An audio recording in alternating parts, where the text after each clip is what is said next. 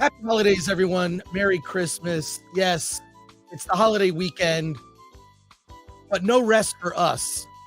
There are movies opening on Christmas Day, lots going on. We're going to discuss it here on a very special, very, very special holiday edition of the Film Threat Livecast on a Friday. Today, we're going to talk spoilers for Aquaman and the Lost Kingdom. And we'll be talking about films like Migration, maybe The Color Purple. I don't know. A show that Alan requested that we review called Making the Yuletide Gay. Rebel Moon. Alan has finally seen it. And what else do we have? There's so many. Let's talk about it. Let's get things going. Let's get our holiday show on the road here. Let's go, folks. Let's go. Oh, and the big thing is Alan and I will reveal to each other our Christmas gifts. That's right. It's a Yuletide gift exchange on Film Threat.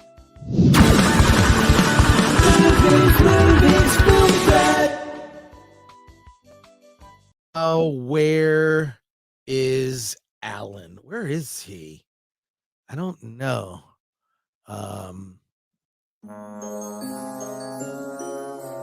So Alan, you don't have to work on Christmas. Oh, thank you, Mr. Scrooge. I'm just kidding.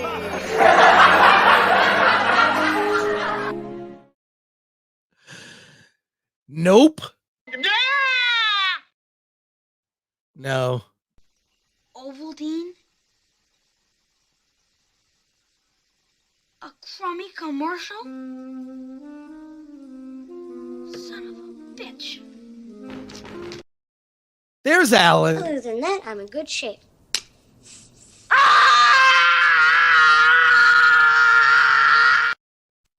Alan! Alan! Alan! Alan! Alan! Ow! Alan!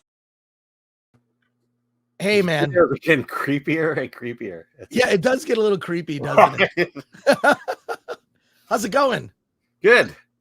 Good. Okay, I'm that purist where I just kind of want to see it seamless, but with all this face stretching and oh my God. well, hey, all I can say is this. You and I showed up. It's like girls.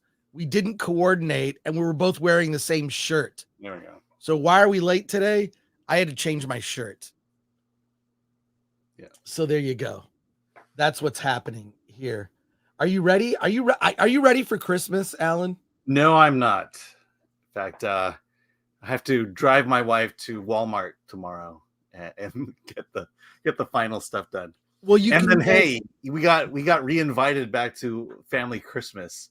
And so now we've got all these people we got to get gifts for. What do you mean re-invited? Were you uninvited? Well, let's just say during the dark times, a certain member of my family wouldn't get vaccinated. And so the whole family got uninvited. Oh my God. I know. Wow. Well, there you go. Now it's a happy Christmas. Yes. Now that we know that, all turned out great. I know. It did. That vaccines work. Hey, well, there we go. We are demonetized. Yeah, we're not gonna get stung for that one. Right? Oh, yeah. We don't really talk about that kind of stuff. I know. But there you go. I guess, I mean, that stuff happens between families. You know, what can you say? But I'm not 100%, not 100% ready. Not going to lie. So, but there you go. But we've got movies to talk about. You saw Aquaman and the Lost Kingdom. Migration. I'm not sure if you saw that one. No, I didn't. I saw Anyone But You instead. Anyone But You. We've both seen. We've got a lot of movies to review. A lot of people they're chomping at the bit to know exactly what we think about these films. And they're waiting with bated breath. Yes. But I've got a stack of things that people sent us for the holidays. I'm going to go through a little bit of that, but we're going to save that for the very end of the show. We're going to do a gift exchange. It's going to be a lot of fun, but let's get to your chat comments and questions and see who's here. Let's see. JTPRX member for 15 months says Merry Christmas, Chris and Alan. All the mods and Film Threat members wish all a great 2024. Yes. What I love about JTP. Yeah, Member for 15 months. 15 months. That is a long time supporter. I'll just say this. Pretty, yeah. I mean, I think we're on almost 2 years now, so 15 is pretty good. Yeah, 2 years where we really decided, like, hey, no one's watching our channel. I think we had like 25,000 subs, and we were just inching up like 50 new subs a month. I said to Alan, so Alan was doing reviews. If you go way back, you can see reviews that Alan was doing with Zoriana Kitt, who's a local television personality. Who's in Iron Man, by the way. She was in Iron Man, and Alan was like, hey, I'm going to do reviews with her. And I was watching, I'm like, all right, fine, you do that. I'm going to do interviews with filmmakers. And then, like Reese's Peanut Butter, we decided, look, let's just combine the two. We'll do reviews together, you and I, and then we'll do interviews. Mm-hmm. And then that was a couple years ago. And I think since then the channel's grown. Yeah. So there you go. But I love that JTPRX wishes a Merry Christmas to you and I, the mods, and the Film Threat members, but not anyone else. Screw them. So yeah, screw the rest of you. The non-members can F Sorry, off. Miss Me Coffee, not you. Hooligan S3 has become a YouTube member. Well, thank you for that. We appreciate it. And a super chat here from Jeffro Maddox for 5. Thanks for all the great recommendations this year that I would have never gotten from anywhere else. Well, thank you. We appreciate it. That's part of like why we exist, is to do that. Like every channel is going to talk about Aquaman and the Lost Kingdom. That's just going to happen. But we'll talk about the stuff like Anselm. Yeah. And making the Yuletide gay. Which is a movie Alan insisted on reviewing. Lori Ormond. Hey, Lori, member for 9 months. Merry Christmas, all. Alan, the same thing happened to me. Great times. Whoa. Oh, you mean being basically jettisoned from the family gatherings. Yeah. Happens. Let's see here. We have Joe. Thank you, Lori. Merry Christmas to you. Joseph's Dots for $9.99. Chris and Alan, I make custom chains for side hustle. And I would have loved to make you guys both a custom Film Threat chain. Now continue threatening my films. Film Threat chain. What do you mean, like a chain, like a necklace? Or like a charm bracelets kind of thing? Or hit me up, Joseph's Dots. Just go to filmthreat.com/contact. That goes to both Alan and I. You'll never hear from Alan. Yep. You just never hear from Alan. But I will email you back because I respond to my messages. And thank you, Joseph Stotts. And in the Christmas spirit, Darren Hughes gifted 10 Film Threat memberships. Look on the member tab. We're always giving stuff away. I've got some good giveaways during the break.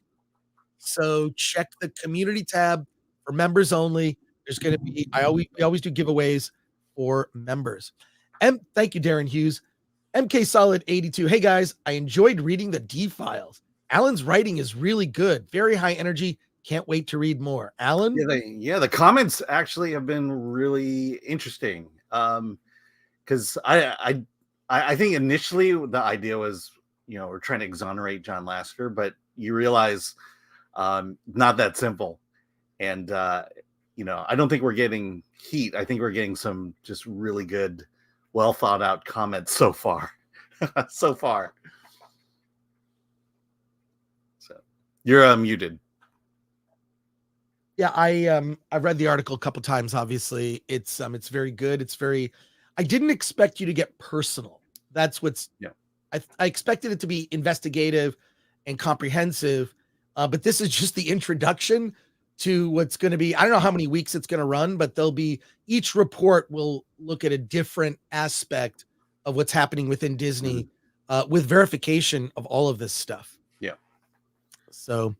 There you go. Thank you, MK Solid. Yeah, and that was a lot of it. It was, a lot of these rumors we heard about John Lasseter, even his supporters were like, yeah, they're true, Right. The Ghost of Christmas cringe. What is that? Am I the ghost of Christmas cringe? Maybe. Knows? Thank you, Benjamin. Hooligan S3, Ing the Merciless is my spirit animal. Aw. There you go. The nerd far away. Hey, the nerd far away. Guys. I've been a member for 9 months now. There's got to be a joke in there somewhere. Noin? Alan knows what that's a reference to. Yeah. 9 months. Oh, you're pregnant with giving birth with, I don't know. My brain, look, I'm pre-coffee right now. I have 2 cups of coffee here. I'm double fisting coffee because I got up late, and there you go. Thank you, nerd far away. Aaron Taylor, who's a member, says, watching Rebel Moon right now. What a pile of crap. Well, wait to hear what Alan. You have no idea what my night was like last night. I know something of what it was like. Let's see. Akanika, member for 17 months. That is a long time supporter. Akanika, we appreciate you and appreciate you guys. Keep going strong. We will, because we're working over the holidays. Let's see. Excuse me.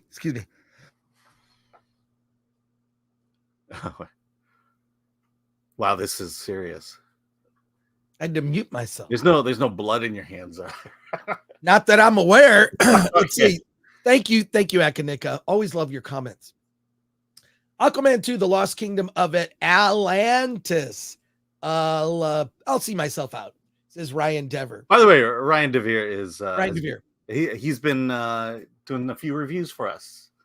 Hey, Ryan. Oh, part of the Film Threat team. The Film Threat team, Film Threat. I love it. I actually, I used to lurk on Facebook and talk about movies. And in 2018, I just had this horrible experience on Facebook where I said, you know what?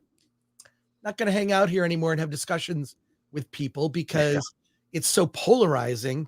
So I don't do that. You know where I like to chat on are just with the Film Threat writers.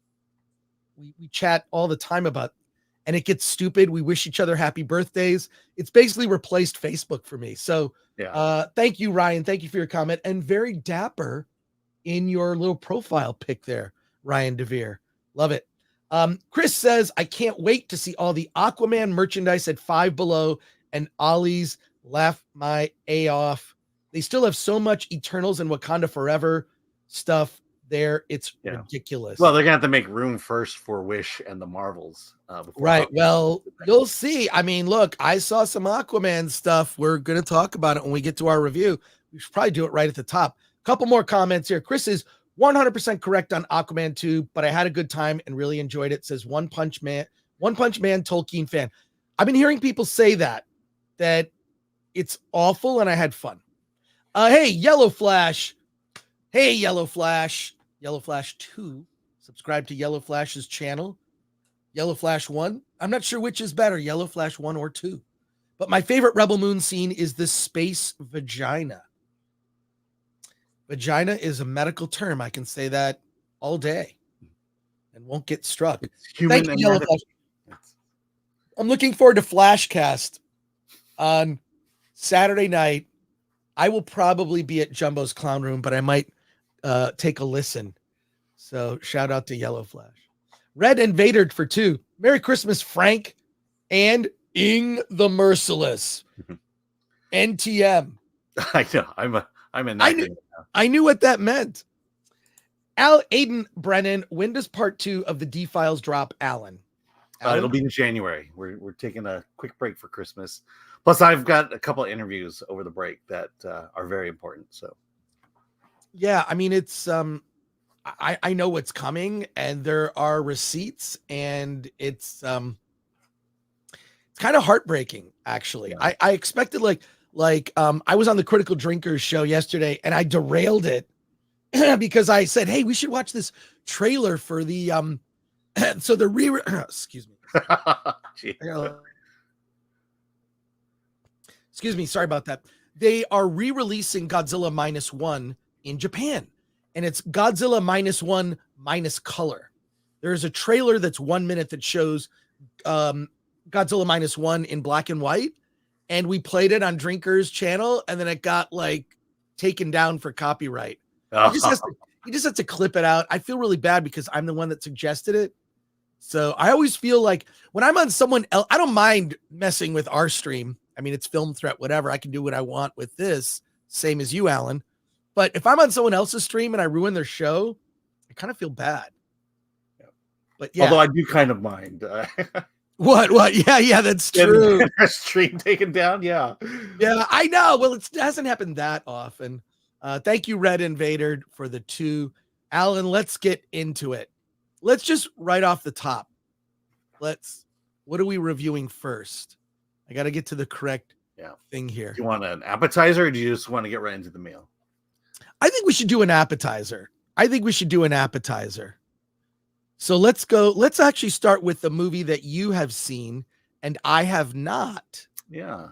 Which is making. Okay, we are going to get to Aquaman next. Yeah. But we've got like 6 movies to review, and we're going to go through as many of these as possible.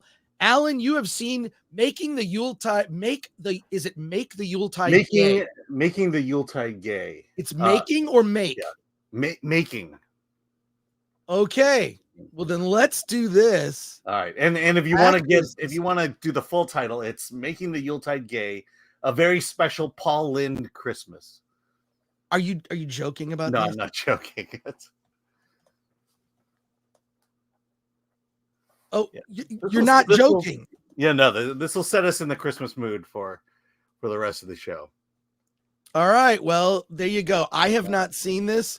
Alan, you have seen. It's on Amazon. It's on Amazon right now. I believe it's free. But we back a week or 2 ago, we talked about A Disturbance in the Force and the Star Wars holiday special. And this kind of brings back the holiday special. It's actually written by Bruce Valanche. And the premise here is we go back in time and Paul Lynde is having a Christmas special. But the thing is, I don't know if you're like me, I've watched a lot of these variety shows, a lot of Hollywood Squares, these shows that bring celebrities together, fun and merriment. But did you know Paul Lynde was gay? Well, anyways, wait a sec. I think I could tell Paul Lynde was gay just when he talked, and he was just so. I mean, I watched the Hollywood Squares. Was he always the center square? Yes, he was actually. Yeah. Okay. Early on. People need to know who Paul Lynde is first. He's from the 70s. And I was a kid in the 70s. He was Uncle Arthur on Bewitched. And I used to watch there were a lot of sort of definitely gay characters. Obviously, one of the most famous, C-3PO. Dr. Smith from Lost in Space. Oh, my dear boy, Will. Oh, he was a fraidy cat. He was always scared. The pain. Oh, the pain. I mean, they're characters that were very we don't necessarily need to say gay. I mean, gay doesn't necessarily equal effeminate, but it usually does. Let's be frank. Well, maybe he wasn't. Maybe, but this is again written by Bruce Valanche, who is famous for a lot of the Hollywood, a lot of these specials, and he brings one to today. Pretends that we're back in the 60s and 70s. Paul Lynde is hosting. Paul Lynde is at home. It's Christmas Eve, and all he wants to do is pour himself a glass of bourbon. But before he can, he's always being interrupted. Someone's at the door. Someone barges into the living room with a squad of dancers behind them, and so throughout the entire show he tries to get this glass of bourbon, and he's unable to do it. Show is loaded with stars: Tab Hunter, Sal Mineo, Liberace, Evie Harris, and B. Arthur. And look, this is basically, it's a very gay, very drag Christmas.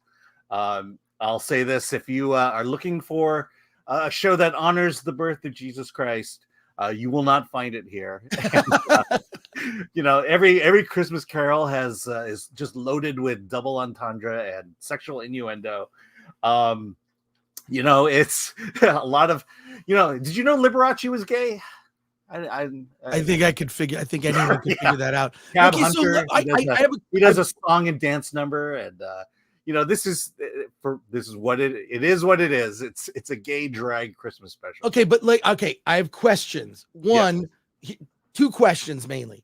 Is this safe for kids? No, it's not. Okay, good, fair enough. Yeah. Second thing is this a new special? Because Paul Lynde is. Yeah, no, this is who is it? Sorry, Michael Arrington plays Paul Lynde. Everyone, it was shot last year. Wait a sec. So someone plays Paul Lynde. Yeah. So because Paul Lynde is no longer with us. He's no longer with us. No, this was shot last year. And again, it's written by Bruce Valanche, and it's a new show, not for kids, on Amazon, super gay, and someone just wants to drink themselves to sleep on Christmas. Yeah. So, all right, there you go. So this is our essentially this is our Christmas content for today's show. Yeah, because I didn't finish Merry Little Batman. I mean, I guess I could just, Yeah, again, look, regardless of how you feel about things, Bruce Valanche, he's a joke writer. This show is full of jokes. It doesn't take itself seriously. It goes after Christmas, which is fine. If this interests you at all, it's available on Amazon. It's clever. I laughed a few times, so we'll go with that. I would, if this interests you at all, I would recommend it.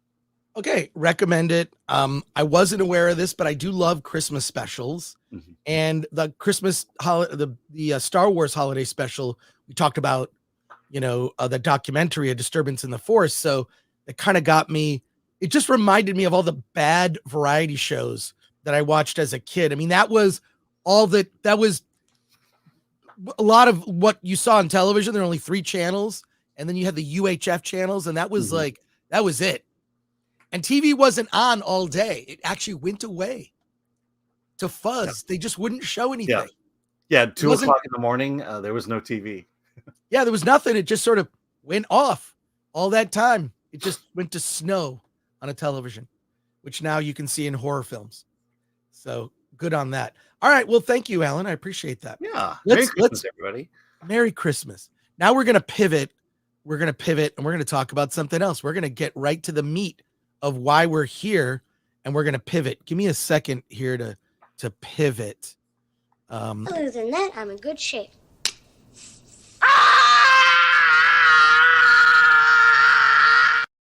Nope. Give me a second.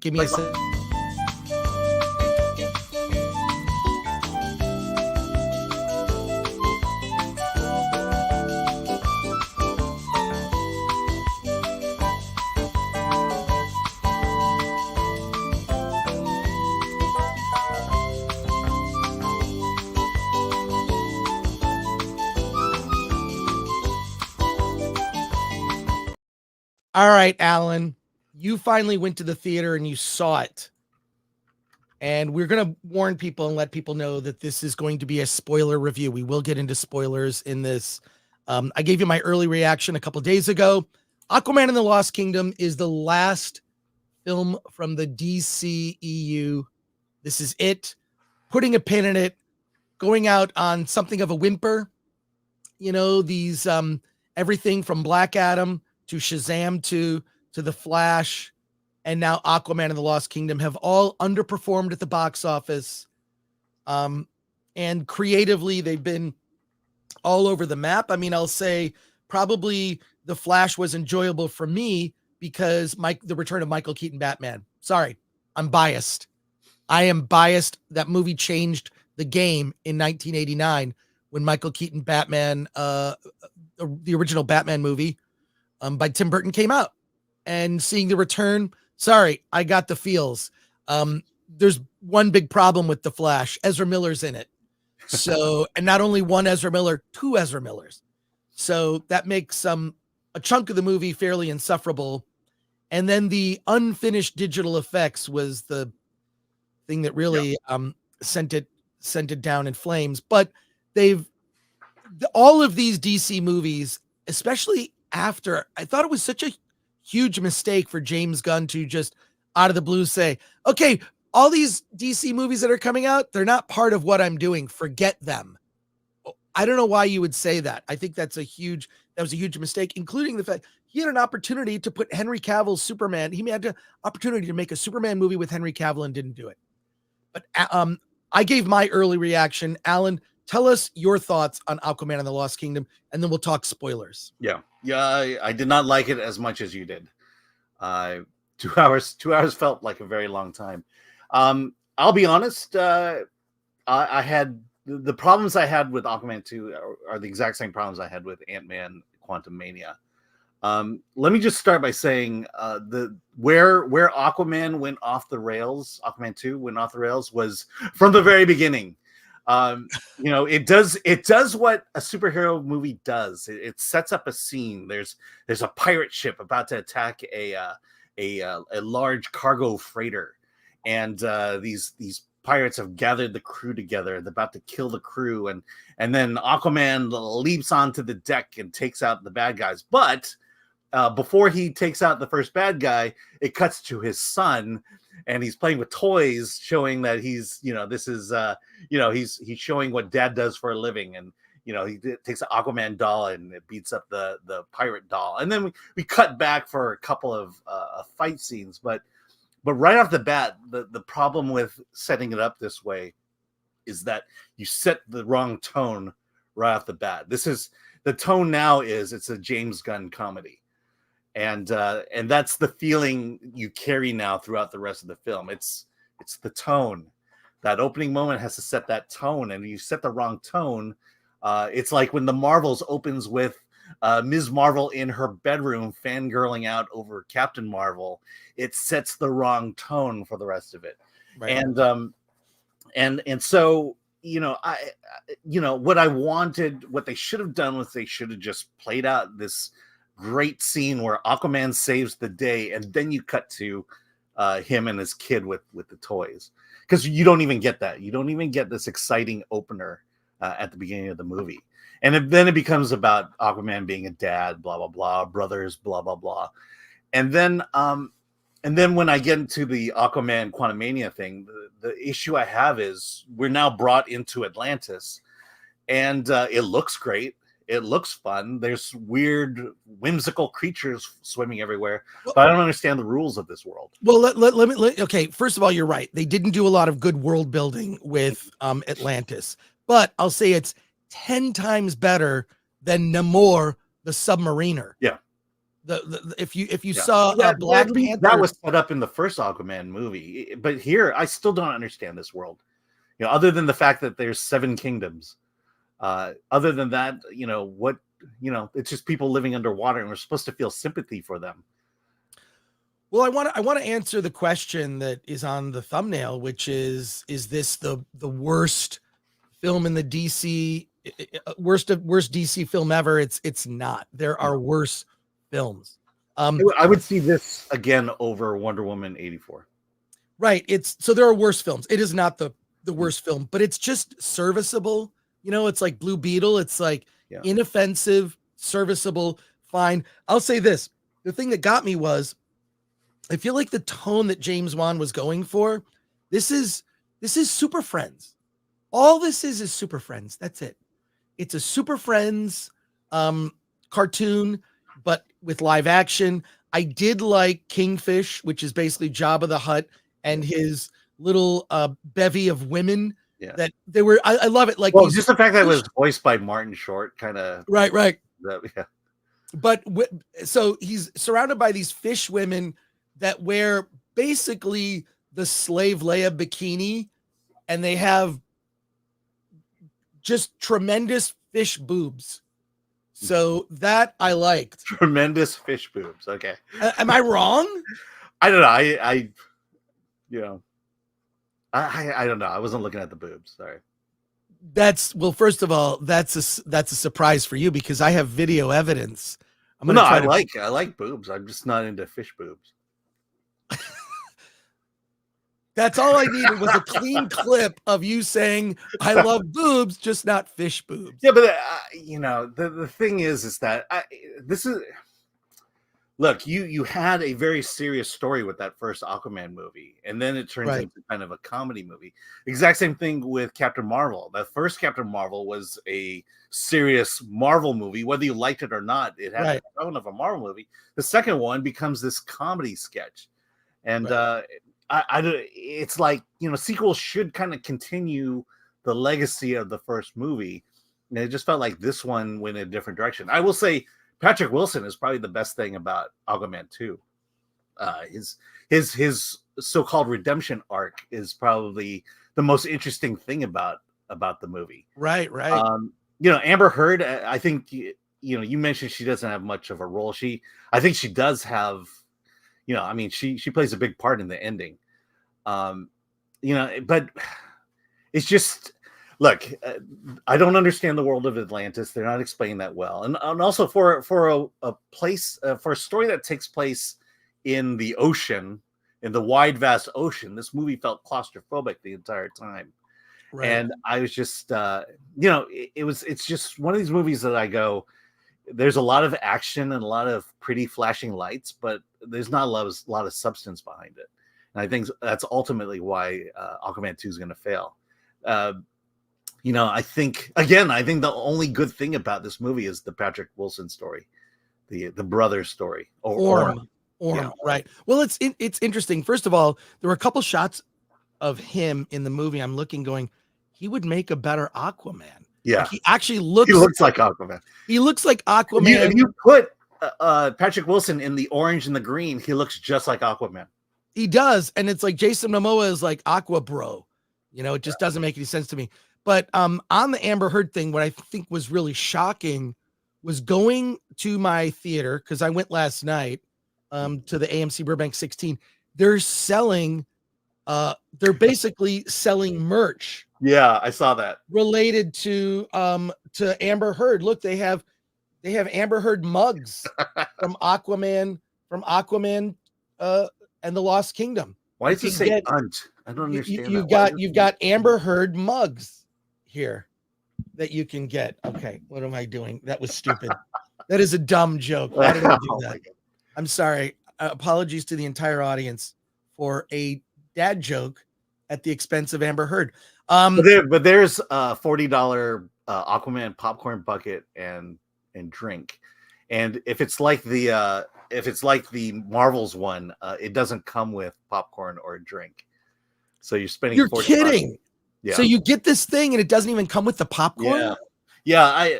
It's on the top shelf. You don't see it, but we have the Flurkin popcorn bucket, and they wouldn't give my kid popcorn or a drink to fill it. They had to pay. That's the whole purpose of getting it. I know. Oh my God, that's lame. Well, look, let's talk spoilers in this. Amber Heard's in it. She's in it for like 20 minutes, and then she has like maybe under 10 lines in the entire movie. Yeah. She's really insignificant. She's clearly sidelined. She kind of saves, she has her part in the battle at the end. Right. But other than that, she doesn't say much in the film. So it feels like she's not in it as much as she actually is. Screen time. I agree with you. I think they put her in only enough to keep the narrative going, right? And not have to reshoot anything with her. Right. Well, they chopped it down. Also, that scene with the pirates at the beginning on the ship, and Aquaman kind of saves the ship. It feels like they may have rewritten the opening, because the opening of Aquaman and the Lost Kingdom. Wait, why are you doing this? I'm not doing that. I think it was Miss P Coffee.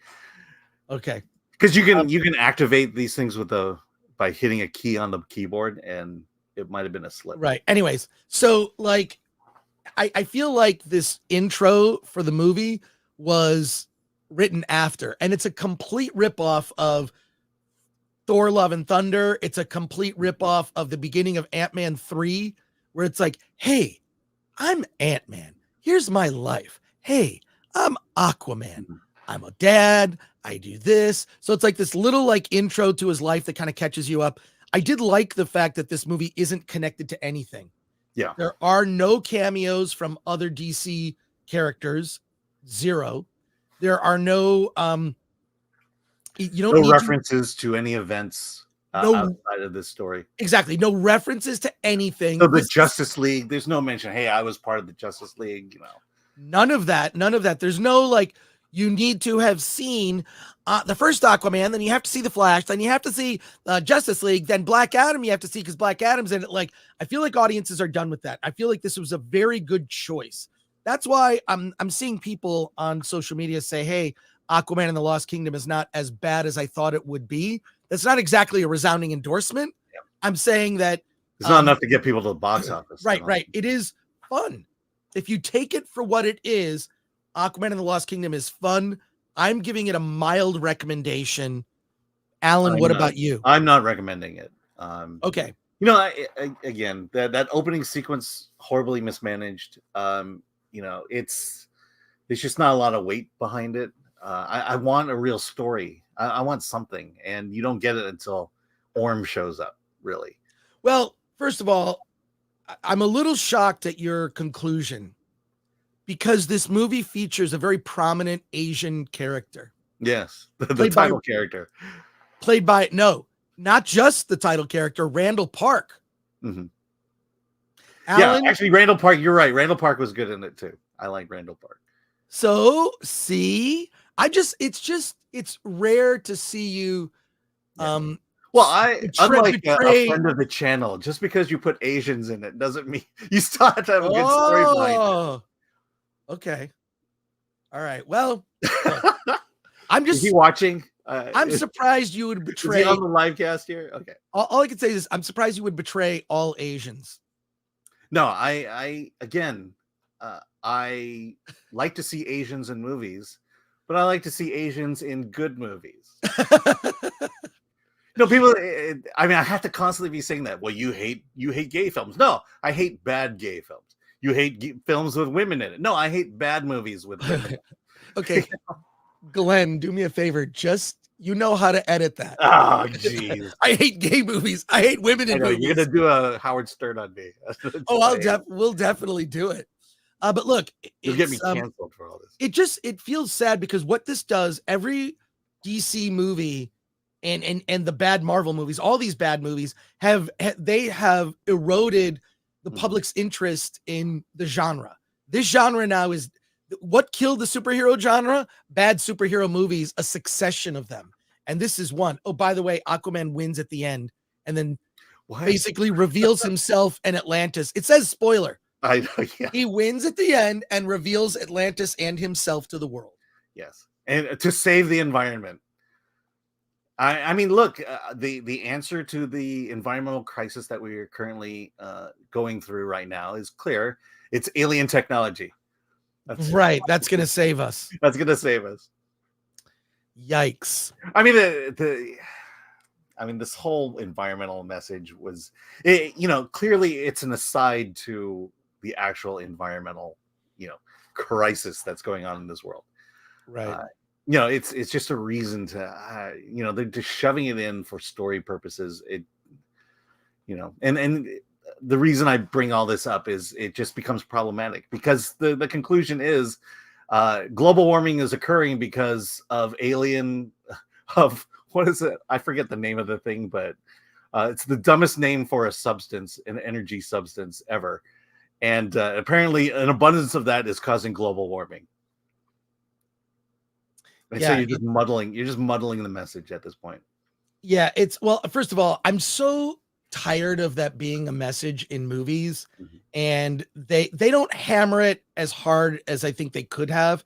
But an environmental message, it's like, yes, I get it. It's like I remember propaganda in like 80s cartoons about don't litter, recycle, or I'm old enough to remember that cartoon with that commercial with the Indian where he has like the one tear going down where he just looks at litter. Ionized coating, that's it. Ionized coating. Yeah. So I'm not bothered by it just because it's in everything. So it's like you kind of shrug and go, I get it. What am I supposed to do about this? Well, I buy the cars that you sell. Yeah. I use, you know what I mean? Like what am I supposed to do? Yeah. Well, here's the other thing. The rhetoric is so ingrained in culture that they don't need to show you scenes of the environment crumbling. You just need news headlines Right. telling us that the environment is crumbling. Right. And so we've gotten to the point where I just have to say it, and the masses will believe it. Well, and then the other thing is some people have suggested there's a scene where there are two scenes where Orm is eating bugs and he enjoys them, but I don't think the audience is supposed to enjoy watching Orm eat bugs. You're supposed to be disgusted by it. So you could say, I think like, we're supposed to be eating bugs in the future to replace meat, because you can't eat a living creature. Like a bug. because bugs aren't living. What about bugs and their bug families? I know. Anyways, you're I don't- orphaning bugs. Yeah. I don't think the bug thing is pushing any agenda, because the perception of the audience, the way it's portrayed, is you're supposed to be disgusted by Orm eating bugs because eating bugs is effing gross. So I know there are other cultures that do it. Not for me. That's all I can say. All right. So bottom line is, Alan, you do not recommend Aquaman. Well, I'll say this. If you can check your brain at the door, you don't need any brain cells to enjoy this movie. It is stupid. It's fun. Jason Momoa and the interactions with Orm, his brother, played by Patrick Wilson, really fun. Not a great movie. It is a fun movie. And that's all I'll say. Okay, and I was not going in expecting that. Yeah, I'm looking at it because we're gonna post the review on Film Threat. I just want to make sure. Oh yeah, we gave it a 2. Who gave it a 2? Not me. No, it's Alex. Alex Savalev is one of our reviewers. I knew he was gonna be vicious and savage to it. So. All right, well, he gave it a 2. This is what I think. This is I think why people, check in with us, is you'll get multiple opinions. I like to give multiple opinions, including sometimes the reviews on the website don't reflect what Alan and I are saying. Mm-hmm. What would you give it? I give it a 6. I'd probably give it a 4. 4. Okay. I mean, 2 has to be really bad for me to go down there. Right. I think I gave The Marvels a 3. So there you go. Yeah. I think I gave Wish a 2. So wow. A rare 2 from Alan. Yeah, a very rare 2. Well, there you go, folks. The DC Cinematic Universe, Zack Snyder's vision for it goes out with a whimper with Aquaman and the Lost Kingdom. And there we go. And in 2 years, we'll have Superman. We'll see how that goes. Let's check with your chat comments and questions, starting with super chats here from Tomorrow Lad for 5. Just saw Poor Things. It's definitely a movie. Yep. Well, there you go. It'll be on soon. By the way, Saltburn is going to be on Amazon Prime this weekend. Yep. Brings Bane has become a YouTube member. Thank you for that. Check the members tab for exclusive content. Bonesaw is ready for 5. Says, I'd recommend the Christmas episode of the Justice League cartoon as a palate cleanser for this. Surprisingly heartwarming. Well, if it's on YouTube. Is that the one from the 70s, or is it a more recent Justice League cartoon? I don't know, but I'll say this. I watch a show called Saturday Morning Cartoons, and they showed like one of the last episodes of the Super Friends cartoon, and Batman is killed in it. I never even knew that existed. Crazy. Do you remember the Super Friends variety show? Yes, that was awful. Bonesaw is ready for 5. Sends in another super chat. Says, biggest pet peeve from a production design perspective is this. The only way you can tell they are underwater is the floaty CGI hair. Yeah. That was confusing because they didn't, at least in the first Aquaman, I feel like there was some effort put into like making sure that they communicated differently underwater. You kind of knew there was like sort of watery, like in and out of focus. Like you felt like they were underwater. With this, it's like, nah, we don't care. And it was like their hair looked different. Yeah. And that was it. Well, one thing that bothered me, or I had questions about the whole, but shouldn't Aquaman's kid breathe underwater? That's true. Well, you throw him in the deep end of the pool, but I guess you couldn't do that with a baby. Yeah. You would think they would have figured it out by that point. Okay, Darth Bobcat, we're going to save your comment when we talk about Rebel Moon. I'm going to get through these from the top here. Let's see. Merry Christmas. Chris, Allen, and Miss P Coffee, the rest of the mods, members, and the rest of the chat. Chris, I hope you've got to enjoy that whiskey I sent you a while back. Hope you shared. Oh, yeah, I always share my whiskey. Thank you for that. Appreciate that. CD Stein 69. Patrick Lemire, Paul Lynde, and Charles Nelson Riley were the Beatles and Rolling Stones of the 70s TV gays. And add Dr. Smith in there too. The actor who plays Dr. Smith. Let's see. From Rumble.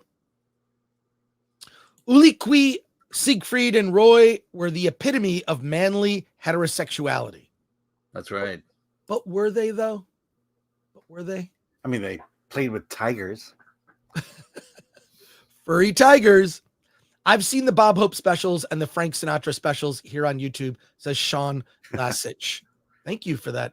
Naptown Nerd, I can empathize with a man whose bourbon drinking keeps getting interrupted. Man, I do hate that. And then Goober says, does Snagglepuss make an appearance? I'm not sure. I don't think so. Vorpal Snack, who's a member. Wait, Liberace is gay? Does that mean Boy George is too, Alan? The world is crumbling around us. Reality is we can no longer trust reality. Lord Shax on Rumble has a serious question about Aquaman. Does Aquaman look like it was previously going to be a female-centered, but was forcibly recut, retuned to remove that aspect? It doesn't. It actually doesn't. It feels like it was an Aquaman movie all along. I do believe that that Amber Heard's character Mira had a bigger part and was definitely cut back. I mean, you can see that there were like full scenes. There's a scene where they show like Mira giving birth to her baby with like Nicole Kidman there. You don't get them together for that just for like some like or for a reshoot. For a reshoot. No, that was part of the movie, and it was probably a big part of the movie. Yeah. And yeah, so well, I mean, your core characters was Aquaman, Orm, and Manta. And so it's a male-driven story, which I think surprises people. Yeah, didn't feel that way at all, but it does feel like Amber Heard was cut back, and I think that was probably a good choice. Some super chats here. Let's get to those first. Benjamin for 10. Hello, Bedford Falls. Merry Christmas, Movie House. Merry Christmas, Emporium. Merry Christmas, you wonderful old building and loan. Hey, Merry Christmas, Mr. Gore and Mr. Ing or Mr. Allen. I'm trying to do Jimmy Stewart. I love that movie. I get choked up watching that movie every year. I get choked up. So thank you, Benjamin, for that memory coming in.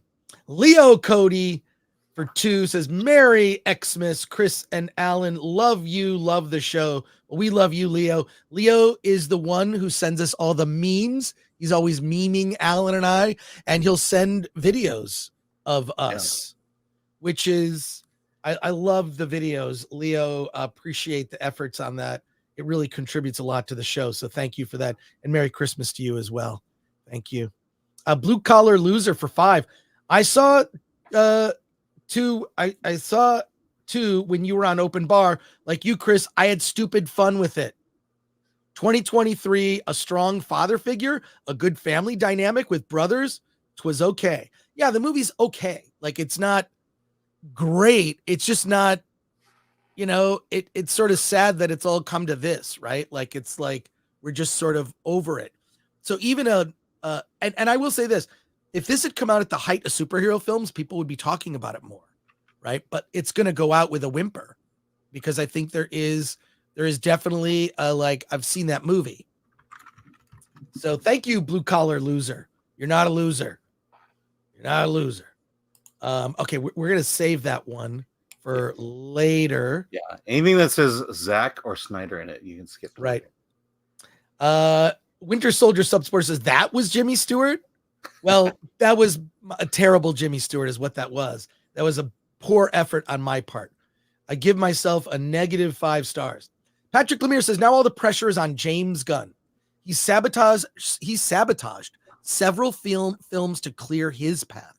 He better produce a huge hit right out of the gate. Yeah, like the Superman movie I'm looking forward to, and everything else I don't care about. Yeah. Let's just say Superman Legacy better be the greatest Superman movie ever made, or he's in trouble. I mean, it's sad to say, but I have to believe that's true.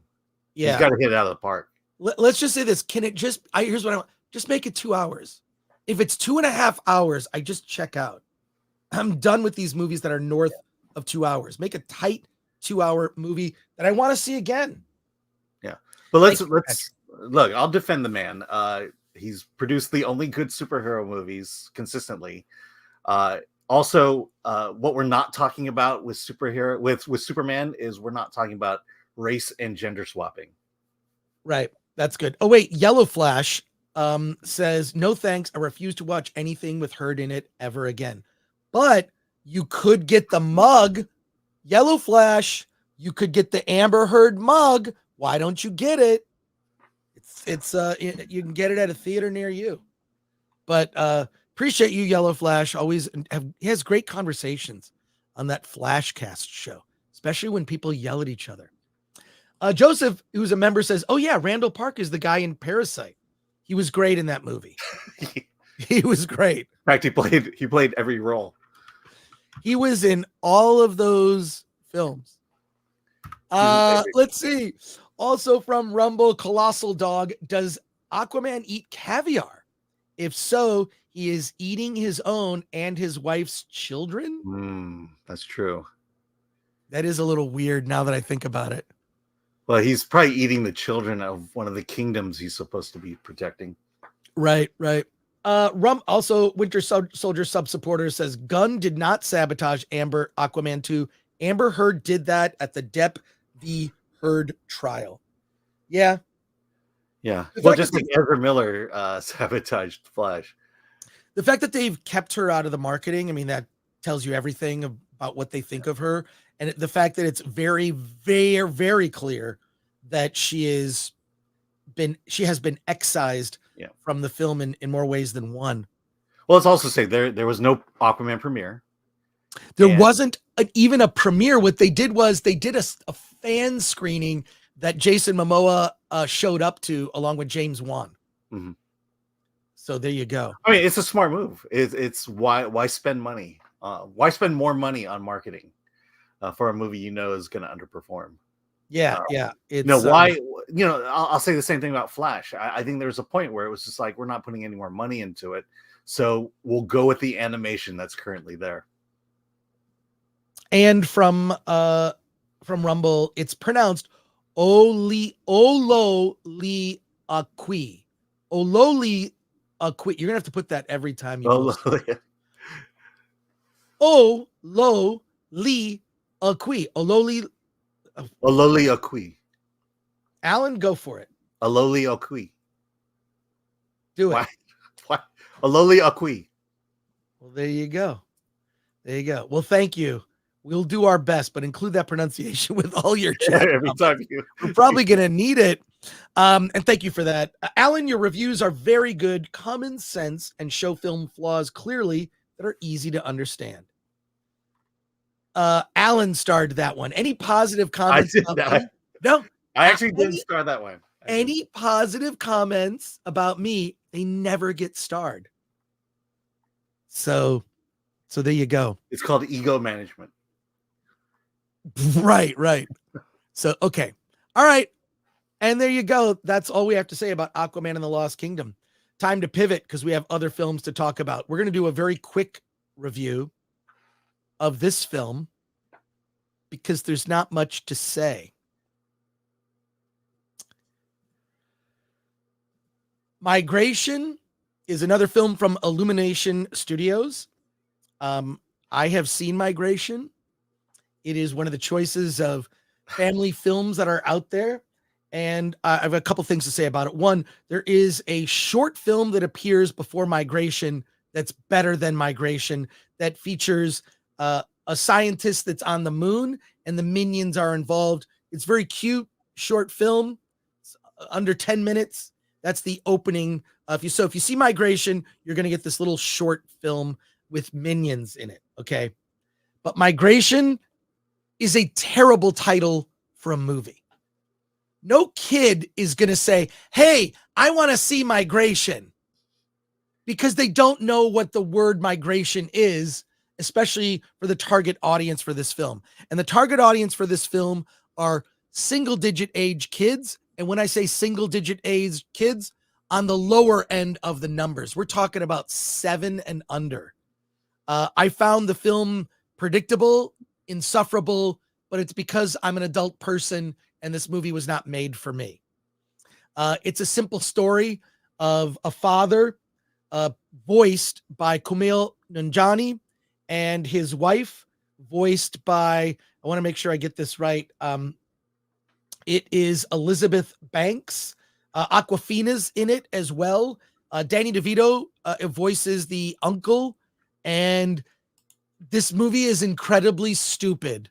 Kumail Nanjiani's character Mac is the head of the family, so it is the family, brother, sister, father, mother, that are live in fear because of Mac's fear of leaving his home. He doesn't want to leave his home. He meets another flock of birds that are going south for the winter, and they finally get up the nerve to like, let's actually go south. We'll follow these birds. They go the wrong direction and they end up in New York. That's basically the story, and they have to navigate all the dangers of the big city. They didn't show tents in the big city, but whatever. I was watching Geeks and Gamers Daily this morning, and I agree with them. It was Ryan and Jeremy were on there. They were talking how terrible this title was, and you literally could have done any other title involving the word ducks. Mhm. A Duck's Life, DuckTales, Quack Attack. Or even Flying South, which is, I think, what they meant by the word migration. Yeah, migration. And I'll just say this. Some people have suggested that maybe migration might be some sort of secret agenda, or there's some political agenda in this movie about immigration. I'm here to report to you that is not the case. There is no, it's just a dumb family cartoon that is completely innocuous. And I'll say this, to its credit, it's very safe. It's a very safe film. If you have younger kids, I think they'll have a very good time at this movie. Movie's not for me, but if you have younger children and you're looking for something that isn't Disney, and Illumination has proved this. I mean, I got to give Illumination Studios credit. Okay. Give them credit for a second. They do a very good job of just making films they're just entertaining. And they're just films for families. Mm-hmm. All the Minions movies, the Super Mario Brothers film, all of the stuff that Illumination has been doing is like, you know what? We're making family entertainment. Some of it scales maybe a little younger, and some scales. I think the Minions movies have an appeal to a slightly older audience, can be teens, but Migration is specifically for young kids. Not for me, but if you've got young kids, perfectly safe film. Young kids will really enjoy it. The short film at the beginning, I think, was actually, for my money, was better than the movie that I saw. And that's all I have to say about Migration. Recommended for young children. Terrible title. Solid entertainment for children. And I mean young children. So the question I have is, does Aquafina stretch herself as an actor? She is. Let me just say this. I don't mind Aquafina as an actress in a movie. I find her insufferable as a voice actress. I think she is just purely insufferable. She just pushes. She already has like a very kind of weird voice. I'm Aquafina, right? She's got this sort of raspy, feminine voice, and she kind of pushes it, especially when she's playing characters with wings. This is not I find her just, that song she did in The Little Mermaid was was like, it will make your ears bleed. That's how bad it was. It's funny, but Disney released that song, but then intercut the foreign actors who, that song in other languages, and you realize just how better that song is when it's done in Aquafina's voice. Yeah, she is really I just have to say, yikes. That's all I'm going to say. Yeah, I mean, I had to say, like Quiz Ladies, she's an actress in that. She doesn't All right. do the Aquafina thing. The chat, better movie. The chat is on fire. The chat is on fire with better suggestions for titles for this movie. Let's go through it. Duck, duck, no, says JTP RX. Aquafina have a new bird squawk song? Please say it does, says Andrew S. Not a song, but she's has a voice. Hey, it's me in HD. That's why I come here. Chris keeps it classy and hilarious. Well, I don't know about that. I don't know about the classy part, but I try to entertain. Thank you for that. Stone Cold's beer cooler, Quackenheimer. See, Quackenheimer would have been a good title. Everyone can duck out of this movie, says JTP RX. That's awesome. And Nicholas Vargo for $4.99. The short reveals what happened to the villain in Despicable Me 1. It was brilliant. Migration was not as good, but was okay. Wish it was better, though. Oh, okay, cool. I don't remember Despicable Me 1. I'm just saying I probably saw it. I just don't remember it. But yeah, thank you, Nicholas Vargo. Hope to see you tonight at It's a Mad, Mad, Mad, Mad World at the Egyptian Theater, playing in Hollywood, 7 p.m. Yeah, if I'm not mistaken, it was the Jason Segel character that was in a tracksuit the whole movie. Oh, right. Okay, yeah. All right. Yeah. So that's what happened to. Okay, yeah. Now I get it. All right. Okay, we're gonna save that one. It's sad that I would know that. Right. Bushin Ryu Cat. Hey, film treat. Yeah, because you're a treat, not a threat. Oh, well, thank you for that. I think that's some of these other comments are for other. EMS says, Chris, you have incredible film depth and cut to the core of bad film industry decisions. I just think what it is it's weak leadership and people that are in these positions that actually do have power. It's weak leadership. They care too much about what their underlings think rather than just being a leader. Being a leader is making unpopular decisions sometimes. And being a leader means that you see that. I mean, like, look, I could, when it comes to Film Threat has been very consistent throughout the years. Politically agnostic. We cover the small films and the big films. We have a perspective that is somewhat anti-Hollywood. I'd say more pro-indie than anti-Hollywood, but it's so easy to be anti-Hollywood these days because Hollywood is so bad. And we support small indies. But I appreciate it. I'm just shocked to see so much bad film industry decisions these days because to me the decision making is so clear. Mm-hmm. I wouldn't fantasize about my running a studio. I think that's sort of fruitless. No one would hire me for a position like that because everyone would hate me, but I would make sure I would do my job. My job is to make the studio money. My job isn't to be popular. And people care too much in Hollywood about being popular. I don't care. Obviously.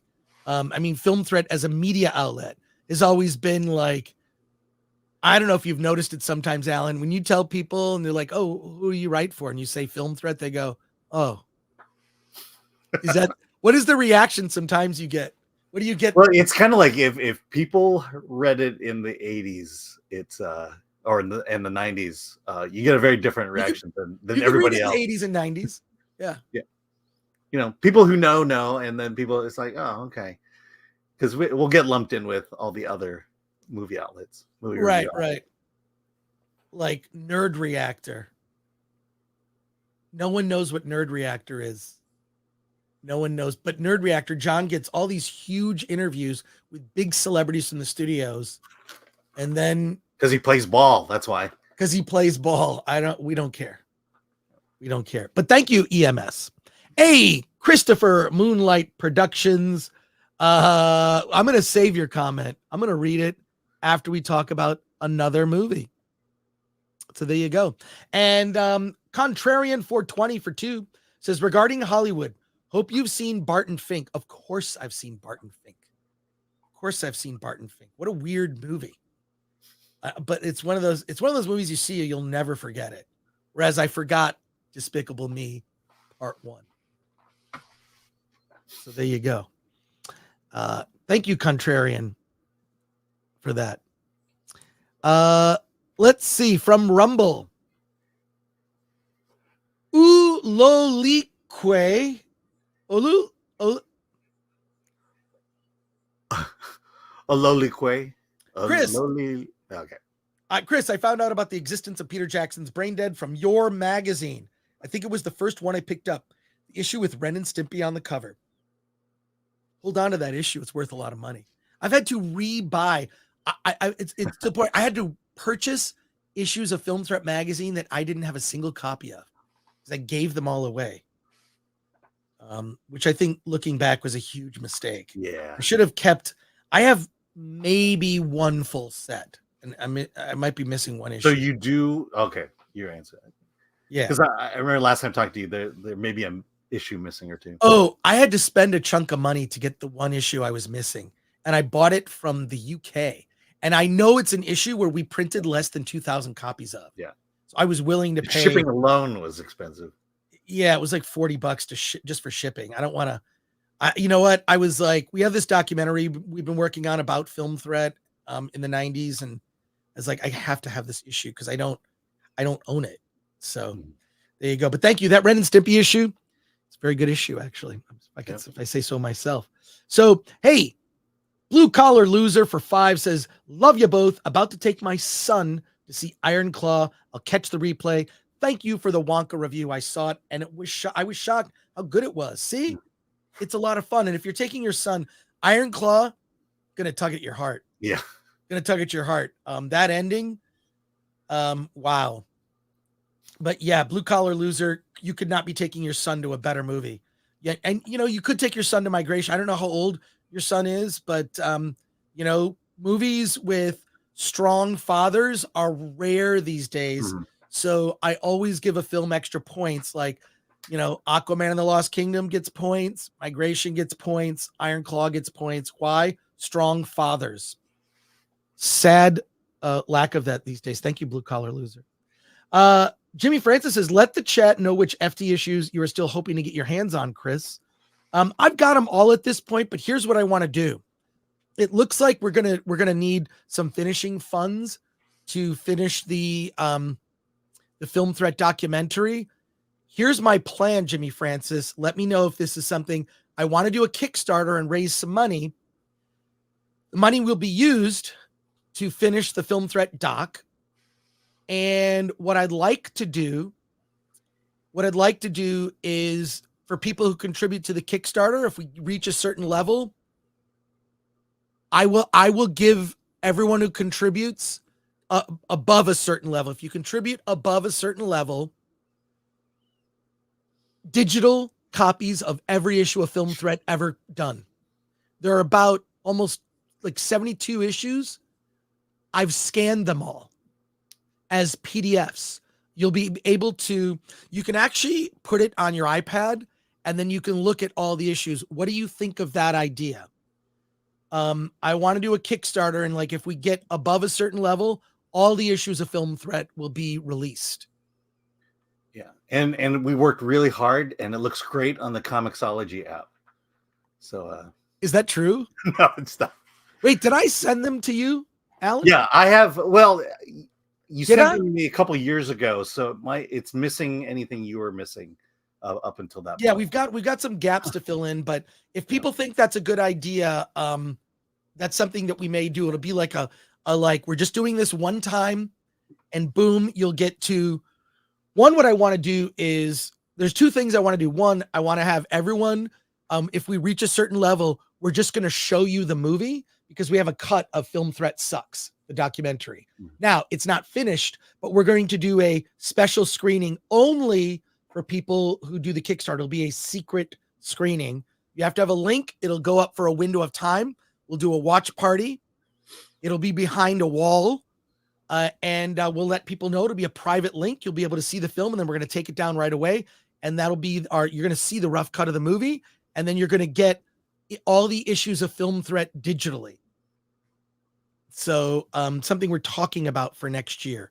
I'm also talking about releasing a movie that on Blu-ray that I did years ago called My Big Fat Independent Movie. We're going to release it on Blu-ray. So there you go. Thank you, Jimmy Francis. I'll let people know if there are any gaps. I still think it would be great if it could play at Toronto this year or next year. I mean, we'd have to really hustle. MK Solid 82. It'd be appropriate. That's all I'm saying. MK Solid 82 for 199. Alan loves Close Encounters for the bright lights. Yes. And Davina Duckworth. Hey, Davina Duckworth, the Film Threat Magazine archive sounds like a great idea. Yeah, I would just kind of know, although there are some things that I look back in the old issues of Film Threat and I cringe, where I'm like, oh my God, I can't believe I wrote that, or I can't believe it. There are things in it where I'm like, oh, I'm shocked at, you think my sense of humor is juvenile now. It's way worse in the old issues of Film Threat. The old issues of Film Threat, there are issues that got we have an entire issue of Film Threat that was confiscated at the Canadian border and destroyed because of content that was in it. I mean, stuff that I would not do today. Yeah. Well, the cartoons alone. The cartoons, like we did graphic, weird stuff in there. So there you go. Hey, Bush and Ryu Cat for 20, who's a member, says, went to see Boy and the Heron yesterday. Yeah, I'm late. But first walked by 5 buses full of school kids being taken to see Migration. Anyway, though, it was subtitled. I'll go back see the dubbed version because it was that good. Yeah, I have talked to people who have seen both versions and they enjoy it. Carnell. Hey, Carnell, good to see you. For 5 says, have you ever considered getting classic Film Threat magazine covers printed on t-shirts for merch? Yes.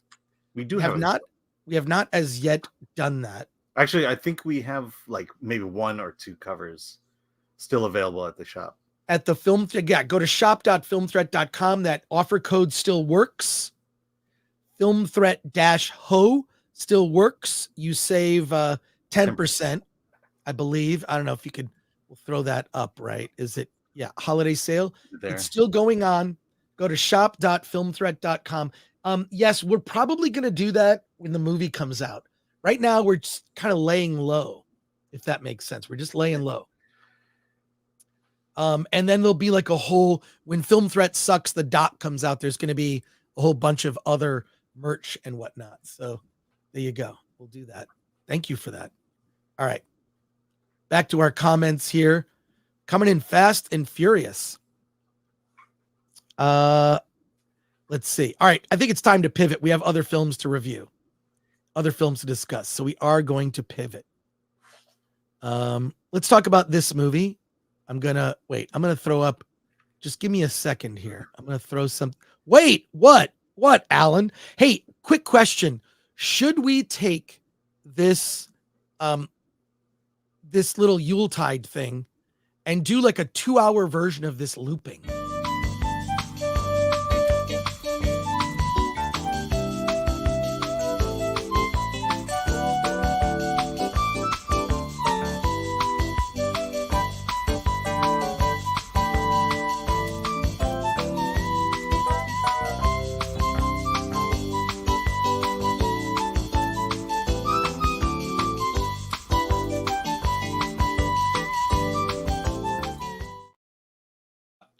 I think what we should do is. Did we actually produce that? Is that?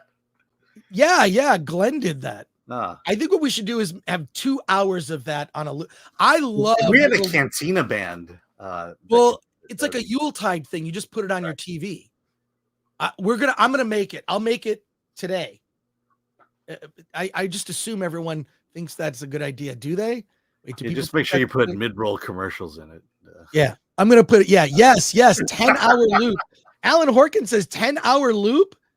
It could be an ASMR stream. Yeah, I think we could do it. I think we should do it. All right, we're going to pivot here because there are more films that have opened in theaters, and we're going to talk about them. Here we go. Anyone But You. Alan, what is the story of Anyone But You? Oh, I knew you were going to ask me that. And then, all right, I'll do it. Okay. Of course, I don't have the page up yet. Here we go. Okay, so B, played by Sydney Sweeney, and I'll say this, a very sexy Sydney Sweeney, meets up with a guy named Ben Glenn Powell at a coffee shop. It's a simple meet cute moment, complicated by the fact that she really has to pee. Goes to the bathroom, she pees, and in the act of just washing her hands, gets water all over all over her pants. She has to dry them out. And of course, she walks out of the bathroom with toilet paper sticking on her high heels. Ben thinks it's cute. He kind of saved her and helped her get the bathroom key. And they have a date that goes all night. And she ends up spending the night with him. So Bee and Ben spend the night together. She wakes up early, trying to rush to work, and leaves. And Ben believes that he's been ditched, a one-night stand, and he's bitter about it. And Bee returns to basically say, oh, no, I didn't mean to leave that way. What was I thinking? And then overhears him say, that girl was nothing. I don't care anything about her. I hate her. Cut to almost a year later, and Bee and Ben are part of a wedding party where Bee's sister is getting married to her girlfriend. Yes, it's a gay wedding. Getting married to her girlfriend, and it's a travel wedding where they end up going to Australia. And both Bee and Ben are part of the wedding party. Ben sees that part of the wedding party is his ex, and he wants to make the ex jealous. So Bee and Ben concoct this crazy scheme to, like, you know what? We hate each other. Let's just pretend we like each other so we can get through this wedding, and maybe Ben will make his ex jealous and win her back. It's a stupid plan. It's ridiculous. And they do their best to pull it off. And there are constant complications, including spiders that crawl up pants, among a whole lot of other things. It's all sorts of ridiculous situations.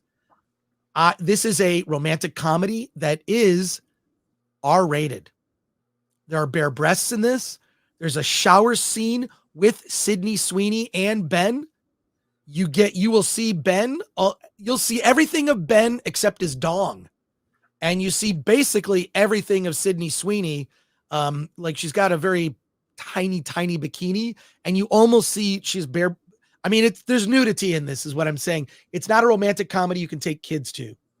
It's under 2 hours, hour 40 minutes. I'm watching this film, and I saw it at like a preview screening earlier this week. And I'm thinking to myself, why don't they make movies like this? The audience ate it up. First of all, it was one of those preview screenings, packed.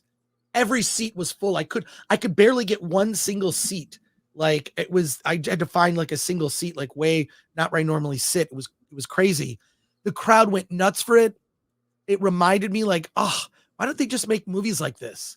It was heartfelt. Also, like, it's also delves into modern relationships and how effed up they are.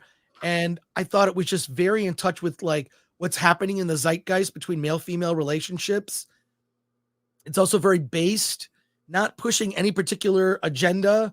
You know, I mean, I've been to a gay wedding 20 years ago. Nobody cares, right? That's not it is a big part of the movie, but it's just family. It's a through line of the movie. It's a through line, and it's fine for anyone that would be bothered by that. Nobody cares. But it's R-rated, a lot of fun, and I strongly recommend this movie. I think it's the best movie that's opened in theaters for my money this weekend. It's the best film that's opened. So compared to Aquaman or Migration. Iron Claw technically opens. Oh, no. So sorry. Yeah. Iron Claw. Yeah. Between Iron Claw and Anyone But You, you've got two really good films to see this weekend, but I strongly recommend Anyone But You. For my money, it's an 8 out of 10, especially based on the genre. We haven't seen anything like this. I know there was the Jennifer Lawrence, I'm spacing on the name of the film. Oh, No Hard Feelings? No Hard Feelings. This is even better than that. And very much romantic comedy. I loved it. Alan, what did you think of? Yeah, you saw a very different movie than I saw. What? I mean, look, other than the fact that Sydney Sweeney is in this movie and she is in various stages of undress, this movie was not made for me. It's a full-on rom-com. I saw it yesterday in a theater with real people. And I will say my theater was about 75% full, and the women were eating this movie up. Absolutely loved it, but I'm like, this is not my movie. And but I'll say this: it is the return of the rom-com, and I'm happy for that. I'm glad this genre is coming back strong. There were moments I laughed in this one, but I'm not about to give it an 8. Definitely not. I would probably give it. I'm saying it's an 8 out of 10 for the type of movie that it is. Yeah, but for it's me not having to watch the movie, I can't give it an 8. I'll say this. Okay, so the thing that bugged me the most about this movie was the gay wedding, and it's not for the reason you think. Like I have gay friends who are married. They've been, of the 4 that I know personally, they're all still married. I've not been to a gay wedding, but I will tell you this: in this movie, the gay relationship between the 2 lesbians was horribly written. Oh yeah, I would agree with that. It was cringe. It was almost as if they went out of their way to prove that the gay relationship was the only good relationship in the entire movie. And I don't think they were trying to intentionally do that, but the way it was written, the dialogue that these 2, Alexander Shipp and Hadley Robinson, the dialogue they were given was cringeworthy. It was horrible, and I think I just came to the conclusion at the end was that this lesbian relationship was written by straight people. Yes, and I'll give you the moment that it just stood out to me as blaringly bad. They're at the wedding. The wedding vows between these 2 women were horrible. It was like almost as if the writers were afraid to make it gay, and it just came off as bland. That maybe they were trying so hard not to be offensive that it just comes out bland, because these exchanging of vows should be one of the most romantic points of the movie, and it's one of the most bland points of the movie. And then later on, when as rom-coms go, of 2 people who don't like each other, ultimately they get together and maybe profess their love, not spoiling the movie. But that conversation between B and Ben was incredibly romantic. And you realize, wow, they put so much energy in making the romantic dialogue between B and Ben so great, and they gave nothing for Claudia and Hallie, the lesbian couple. And this is it just stood out in the entire movie that the person who wrote this movie doesn't know how to write gay dialogue. Well, yeah. I mean, look, the thing is this: you and I like different types of movies. There's certain movies you like that I don't. You like Disney movies. No. I like a good romantic comedy, but that is a dead genre. This is not just romantic comedy; it's also raunchy, and it's sexy. I'm telling you. Look, I'd say it's okay. No, you're right. It's right. Sydney Sweeney is so hot. It's like she is smoking hot, and I guess that guy who plays Ben, Glenn Powell. From Top Gun Maverick. Right. I guess women like Glenn Powell, and he's pretty much in a bathing suit the whole movie. She's in a bikini the whole movie, and I'm thinking like, oh my god, there's so much. You know what? For a movie that has about a gay that features a gay wedding, there's more straight energy in this movie than I've seen in any movie in years. Certainly any Disney movie. It's straight energy that is wild and off the charts. Yeah. Like, oh my god, look at Sydney Sweeney's sweet, smoking hot body. I was going to say something else. I know. Stop myself. Yeah, she looks great. And she looks great. I don't know. Alan, I think you might be anti-straight. I think this is where I can't believe it's led to this. No, I'm saying that if you're gonna go out of your way to make a gay statement, do it right. My God, I sat through 90 minutes of Dix the musical. Right. The way gay dialogue is like. I'm saying that part didn't bother me. It was fine. No, I think it was offensive in the fact that they didn't know how to write it. It's right. To single out the gay couple and give them the worst dialogue in the entire movie. Even the parents. The side stories are the parent relationships, right? And how dysfunctional those are. I mean, that had better dialogue than the gay dialogue. Right. Well, look, I loved it. I thought it was super fun. I thought it was romantic, raunchy, sexy, and just a good, straight up romantic comedy. And those are in short supply. You can barely make a comedy in theaters, much less a decent romantic comedy about a straight couple that are both hot in their respective genders. Well, I think we talked about it before. For some reason, Hollywood won't let people fall in love anymore in their movies. Right. Certainly in a superhero film, no one can fall in love Right. anymore. I mean, the love between Aquaman and Hera. Yeah. Aquaman and Mira. Mira, that's right. Mira. Yeah. It's barely there. Right. Well, let's go to your chat comments and questions here. But it's getting a strong recommendation from me, Alan. Tepid. I mean, You're still recommending it. As a rom-com, yeah, I'll recommend it, but this movie wasn't for me. Look, all I can say is this: if you don't recommend this movie, Alan, you're not straight. That's just all I'm gonna say. All right, we'll start with super chats here. Zodlander for 100 Swedish krona. I'm about to head out to watch Godzilla -1 for a third time.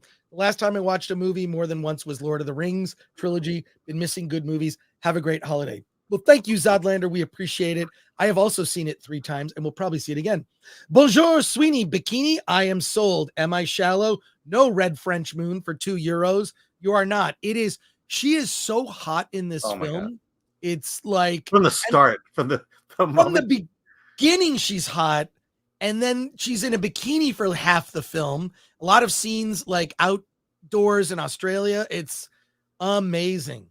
So yeah, Nicholas Vargo for $9.99. Of the 5 movies I saw yesterday, I enjoyed this the most. Nicholas, you and I are the same. Yeah. Of the movies that are opening, this was so. A return to form for director Will Gluck, who also made Easy A and Friends with Benefits. I laughed my ass off at it and loved it. See, someone else says good taste, Alan. Bonesaw is ready. Says this sounds like Much Ado About Nothing, written by a wine mom. Makes sense. I will say Sydney Sweeney got me through the entire movie. Get me through it. Matthew Hammond for 2 says, did you see the Godzilla -1 color trailer? Yes, I have, about 5 times. And then we watched it on the Critical Drinkers channel, and then his channel got a strike or something. You demonetize his channel. Not his channel. I know, the stream. Just the stream. All he has to do is cut it out. But it sucks. I feel really bad. Because I'm the one that suggested we watch it. Like, let's watch it. And there you go. Hey, Sons and Shadows gifted 5 Film Threat memberships. Hey, now that's the Christmas spirit. Yeah. I love that. Bill S. Preston Esquire. Yeah, she looks great. Quote from Alan. Laura Buckle says Film Threat's going to turn into a softcore review channel. Lol. Yeah, if Alan has anything to say about it. We're getting there. Yeah, what can you say? Emmanuel. Look, I saw Emmanuel's Revenge, so come on. Lod689, who's a member, says, so even boobs can't save this one, Alan? No, boobs. Boobs saves this one. Yeah. Wes, what is it in particular that appeals to the female audience? Well, Glenn Powell's body. Yeah, maybe falling in love would make it appealing to the female audience. Female audience, it's like, yeah, it's got a couple that meet cute. There's conflict, and then they fall in love, which is every romantic comedy. But that and the fact that the 2 leads are smoking hot, and they're half naked for most of the movie, and there's a shower scene, and there you go. Red French Moon, better than No Hard Feelings. I quite liked No Hard Feelings. I thought this was better than No Hard Feelings. I like No Hard Feelings better. But No Hard Feelings is different. I don't know if they're comparable. And then this another? Yeah. It's much more a comedy than a romance. Bonesaw is ready for 2, says Sydney on a trampoline would make $1 billion. I believe that.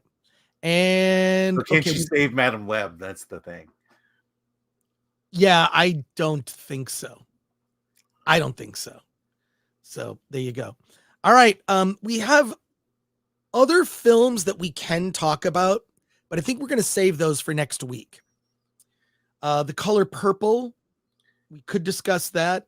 Alan? Yeah, Wednesday would be more appropriate for that. Okay, so we're gonna, don't leave. We have a very special treat that you are not gonna believe. You're not gonna believe this. We're not gonna do Rebel Moon. Is that? Oh yeah, Rebel Moon is our next one, and then we're gonna do okay. Okay. Rebel Moon, and then next week we're gonna do Color Purple and a couple other movies like Anselm and Merry Little Batman, which I started watching it, didn't finish it, but I will finish it. Here we go. Last film we're gonna review today. We're gonna do a quick pivot here, very, very quick. So here you go. Ovaltine? A crummy commercial? Son of a bitch. All right, let's talk about Rebel Moon. Alan has seen the film. I've seen half of it. Well, if you've seen half, I don't know that it gets better. Yeah. So this is, I mean, I did the it. chat has seen it. I think that's the more important. Chad has seen it, and that's important. Rebel Moon Part 1, Child of Fire. Alan, what did you think, at least, of what you've seen so far? Yeah. So let's place this in context. Early in the afternoon, I saw Anyone But You. You know how I felt about that. Then I saw Aquaman. Got home late, and now there was Rebel Moon. And I will say I'm not the right person to review it because I was just not in the right frame of mind watching this, because it wasn't worthy of it wasn't going to lift my spirits from the first two movies I had seen. And trash day for Alan, says Carlos Alfredo Lopez. I mean, it's one of those where I get what it was going for. The moments of interest for me were the bad guys, the mother world, their minions coming down upon a farm and just terrorizing and brutalizing its people. That, there's certainly a lot of emotions and feelings there. And then we go on this journey of finding soldiers to help protect them when they come back. So basically, it's A Bug's Life. No, it's Seven Samurai. It's Magnificent Seven. It's Battle Beyond the Stars. More like Bug's Life. Bug's Life. No, but what I'm saying is, you've seen this story before. Yeah. It's been this outline. The story outline has been used for many other movies. Yeah. You collect a bunch of misfits, each with different powers, to fight off the baddies. Yeah, and the reason that I felt okay cutting it off halfway through, because it was 12:30 at night, was because I wasn't interested in the first three soldiers that they hire. And it just, again, I think it looks good, but the story is just, there's nothing in the story that really makes me want to continue on with it. Because I've seen the story before, except for the pretty images that Zack Snyder is known for. It's fairly, I've seen it before. It's fairly mundane, and I didn't see anything in there that elevates it high enough for me to want to see more of it. I mean, that's ultimately how I felt. It was just kind of bored. Yeah, look, I've seen the whole thing, and I was bored. I was very disappointed. It aspires to be like an R-rated Sword and the Sorcerer, Krull, Excalibur, Dragon Slayer, kind of thing. I would throw in Ice Pirates, Battle Beyond the Stars. It's influenced basically by 80s sci-fi, specifically 80s sci-fi. It completely misses the mark for me. It's completely humorless, which is another feature of Zack Snyder movies. It has as much humor as Schindler's List. Yeah, and I mean, there are a couple good jokes in Schindler's List. You got to be honest, and a healthy amount of some knee slappers, full frontal nudity. But I'll just say I was very disappointed in it, and I don't think we're even going to be talking about this movie next week, much less in 3 months when part 2 comes out. Yeah. I'm not sure I really. And this idea that there's a longer R-rated cut. I mean, I'm not impressed with this one. I mean, what are you more violence? Is that how you're going to improve this? Yeah, But it can't be the story. Yeah, but before we go to your chat comments and questions, I know a lot of people have seen this movie. A buddy of mine, Ramesh, who we know, he's been on our panels at Comic-Cons. He's a director. He went to the Directors Guild and saw a screening of it. And there was a Q&A with Zack Snyder at the end, and he talked about a bunch of things. He said that part 2 comes out April 19th on Netflix. So that's when you'll be able to see the conclusion. And then a 3-hour version of the part 1 director's cut will be out in July of 2024. He said he pitched Samurais in Space to his teacher at Art Center. And then he was a tough teacher, almost too tough on Zach, he says. But he pitched the idea again to Christopher Nolan during Man of Steel, who also thought it was a cool idea. And that gave him the confidence to do it. And he admits that it was basically inspired by the work of John Borman, Albert Pune, and he describes it as Mobius meets Sucker Punch. So, and he says he's surprised the critics have been so harsh while giving the new Wonka film praise. He says it's like Timothy Chalamet doing karaoke. Oh my God.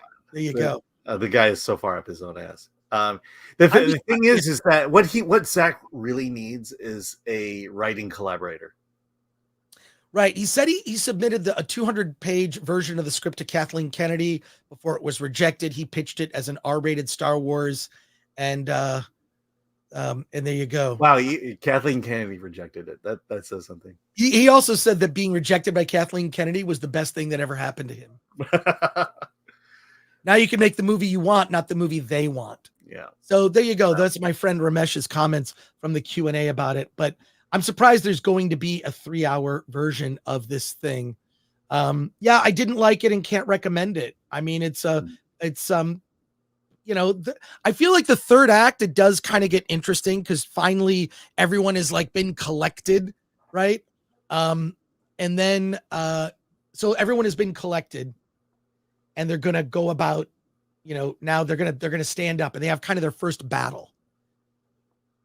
And so there you go. And then it evolves from there. But can't recommend Rebel Moon Part 1, Child of Fire. There's this thing that Zach does. I believe it's his signature, but where he slows down the action, and it just felt so random. It felt so random. So much. What was there was an Indian film we reviewed a while ago, but anytime they would slow it down to a point where it created kind of a comic book image. Right. And this one doesn't even do that. It's not interesting. And this sounds weird to say, the movie felt ugly. It felt ugly. Like there are really attractive, they're really attractive women in this movie, but they don't let them be sexy women. Mm-hmm. Even like Botella, yeah. I would have liked to have seen Rebel Moon directed by the director of Anyone But You, with most of look at like Aeon Flux, the cartoon, the animated series Aeon Flux. Can we just get, and when they finally made that into a movie, it was awful, but let's do Aeon Flux. Let's do future sci-fi sexy. You can do sexy. Sybil Danning was sexy in Battle Beyond the Stars. This movie lacks any sexuality whatsoever. There's no chemistry between any of the characters. It's cold. There's no sense of humor in it. Mm-hmm. And can't recommend it. Yeah. It's very even the visuals of the worlds, right? There's nothing noteworthy about it. None. And it's ultimately, and this is the worst thing you can say, it's ultimately forgettable. Mm-hmm. And Alan, I assume you feel the same. Yeah, I've already forgotten the movie. You're gonna do me a favor and read super chats because I'm expecting a package that ties into today's show, and it should have been delivered by now. Might be I'm not saying it's from the North Pole. Okay. But I am expecting a package, so I'm gonna need a minute. Expecting a package. So Alan, if you would just start from the bottom, if you could read the super chat. Okay. I will be back, but I'll be able to hear you. So I'll be back. Okay, great. All right, let's do this. Darth Bobcat for $2. Kathleen Kennedy's only good decision. Yeah. All right. Red French Moon for €5. I'm sad. Sophia Botella was great as Gazelle in Kingsman. Absolutely. Good in Atomic Blonde. I really like her. I hope that won't stop her, and you two are cool. I hope that okay, and you two are cool. Thanks, Red French Moon. Here we go. Darth Bobcat for 5. Alan, the only other people who joined up got less development than the first 3. What the hell was the point of General Titus? He did nothing. Yeah. Again, I still barely remember this show. I do remember that I think he's using biblical names throughout the film, but maybe that's just me. Let's do this. Mr. Smith, a member for 14 months. Hey, you've been with us for a very long time. Merry Christmas to you both. Thanks for great content. Absolutely. Let's see. From Bush and Ryu Cat for $2. Alan's a Speedos or Trunks guy. Merry Christmas. Well, if you've seen my body, I'm a Trunks guy. Plus, I'm Asian. All right, lead wall for $5. I saw Rebel Moon last night. Miss P Coffee, stop laughing. I saw Rebel Moon last night, or did I? Most forgettable movie of 2023. That's great. That's for a great 2023. Have a Merry Christmas. I mean, that's my point. Is you know, if you're going to spend a lot of money, you should have images that stay with people long after the film is over.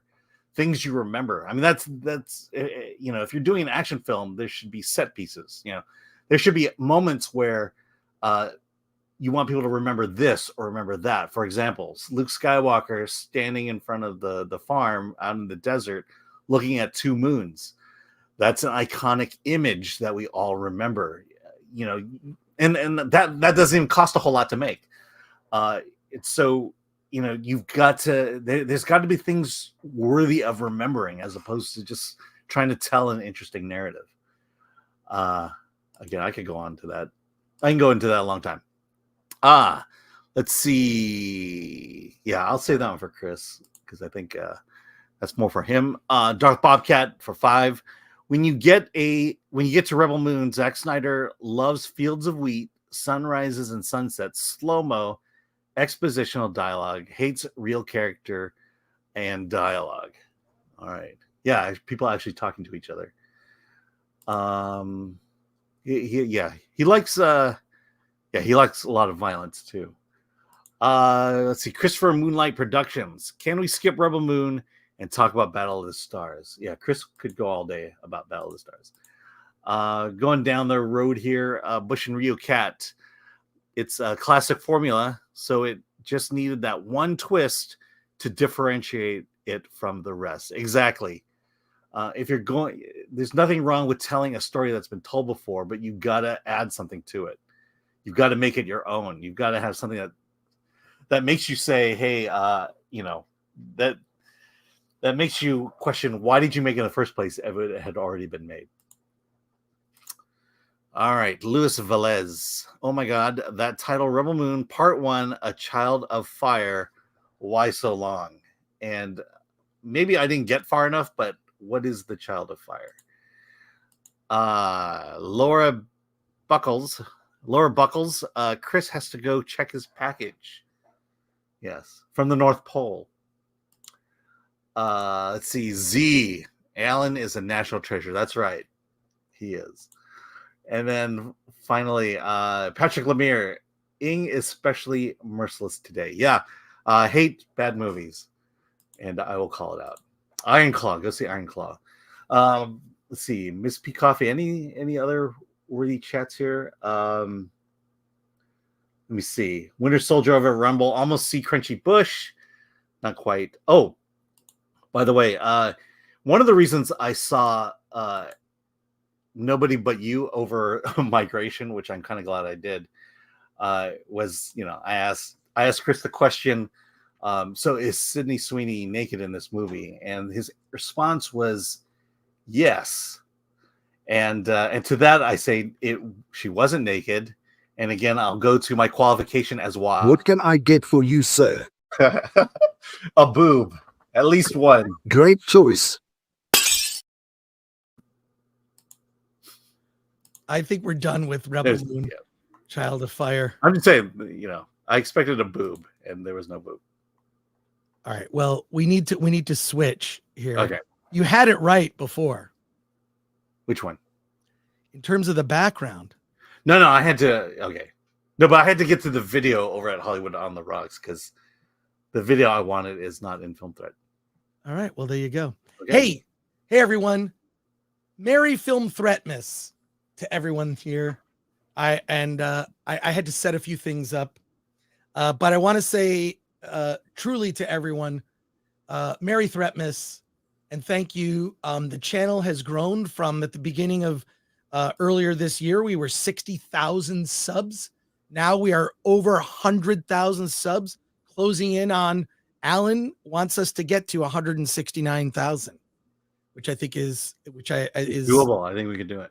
I think it's doable. But I really want to use this time. I do have something special planned.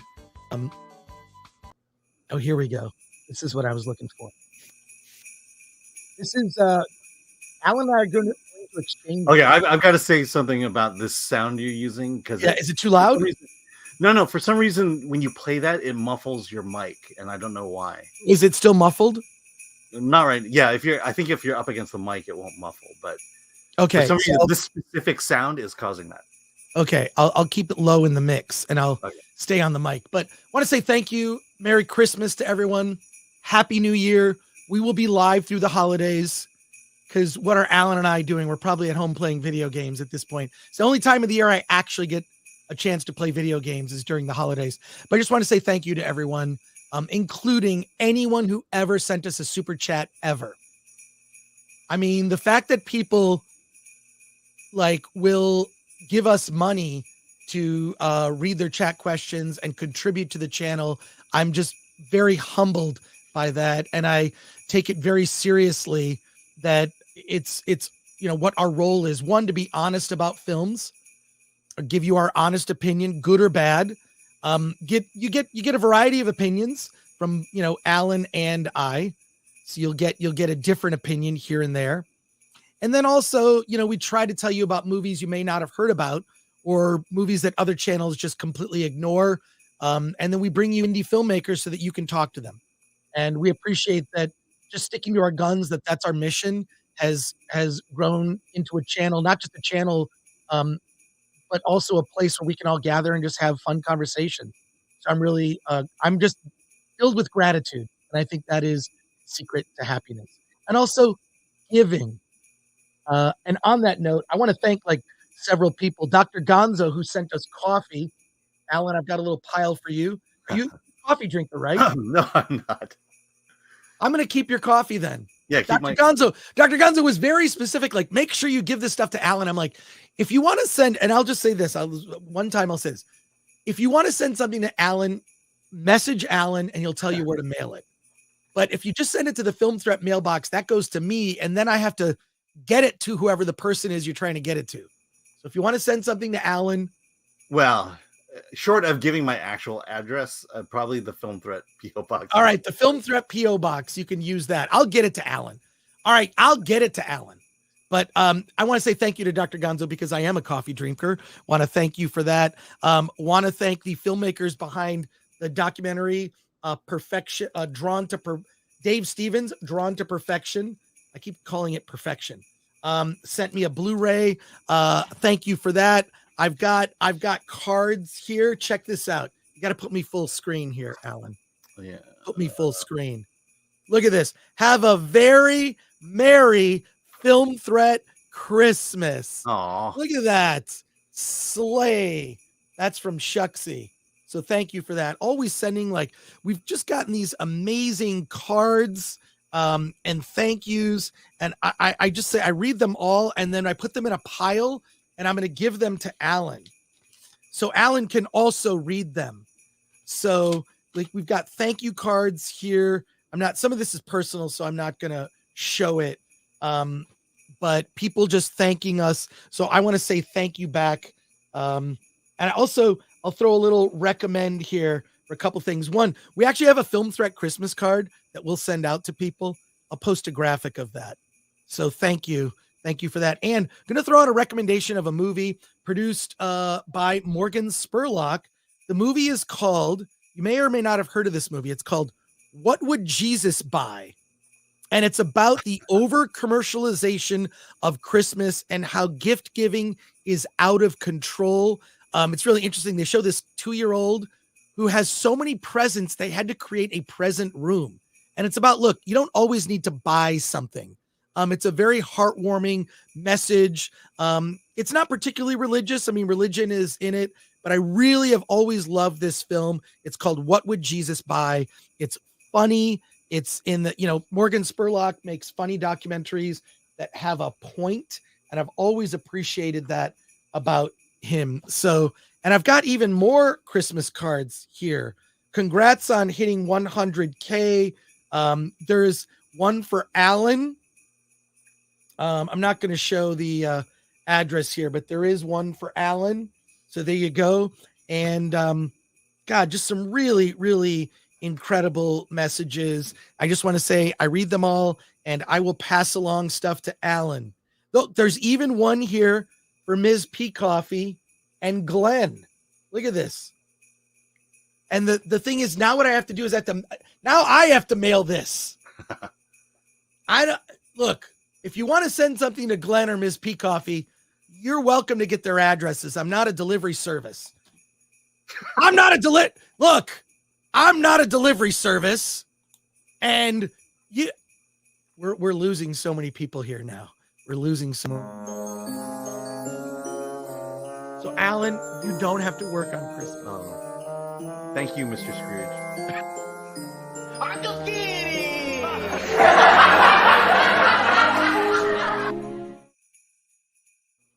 Merry Christmas. Merry Christmas, everyone. My eyes at the end look like I've been taking spice. All I'm saying is, Dr. Gonzo, thank you for the coffee, and thank you for all the cards for everyone. And I'm gonna take pictures of them, and I'm gonna email them to everybody, which I think might be the better way to do it. So, Ms. P. Coffee and Glenn, I'm gonna open your cards. I'm gonna take a picture of it. I'm gonna send it to you. So there you go. I think that's there. Now, Alan, I gave you a gift. Yes. I gave you do we want to do like a gift exchange here? So, because I have another gift for you that I didn't give you, but I'll show and your you. mail hasn't, I'm pretty sure your mail hasn't been delivered yet. So my gift, no. My gift I will did get a arrive special delivery. I did get a special delivery. So, but, all right. I gave you a gift at Award This. We're at Award This. Yeah. I said, don't forget this. Yep. I gave you a wrapped gift. Would you unwrap the gift? And I actually gave Alan probably a much better gift. I gave Alan a much better gift. But yes, you did. That was something else. That was a promise that I made.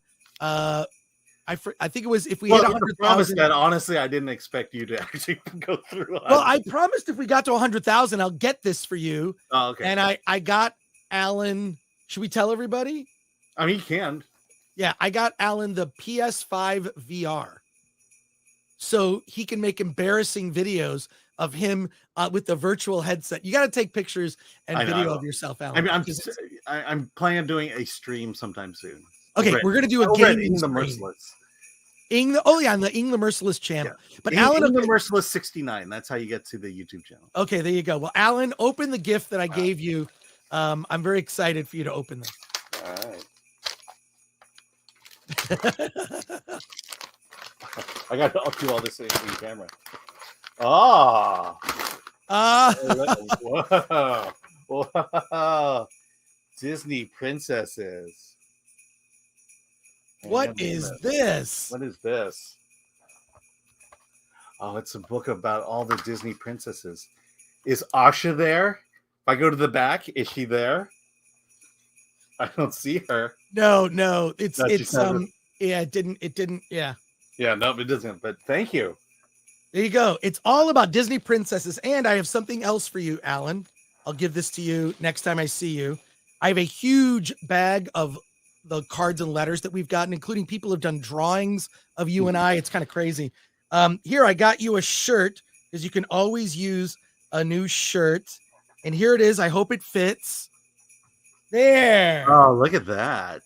There you go, Alan. It's from Can the you last see what's on there?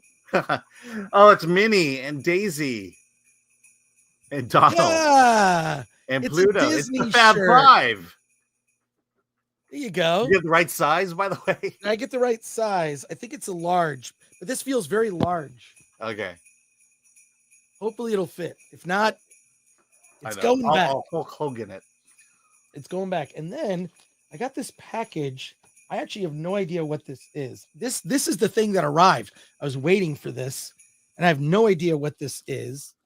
No idea. I'm gonna oh shoot! I think I need a knife to fix it. To open. I wonder what's in there. I gotta open this. I'm gonna use. You know what I'm gonna use? I'm gonna use a Chris knife. You know what? See this? This is the knife from Dune.